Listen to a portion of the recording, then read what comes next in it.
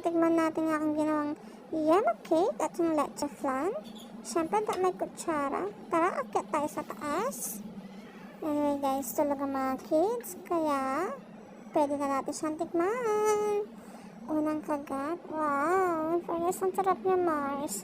Hindi ka magsasawa dyan, Mars. Ang sarap niya, so creamy. Gustong gusto ng aking mga chikiting siya, lalo ng aking panganay. Yan po ay binibenta ko siya ng 120 with leche flan na siya sa taas. O diba, ang sarap na sarap ng lola nyo. Siyempre, kung meron tayong pangbaknal, meron tayong pantulak. Yan, di mo walang kape sa hapon, alam nyo na. Coffee is life.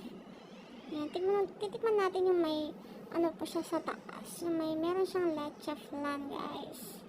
Ayan. O, diba? Dapat malaking bunga yan dyan, Mars. Sa akin, nilakayan ko yan. O, diba? Sa mga gusto mag-order dyan at tikman ang aking yellow cake, bili na.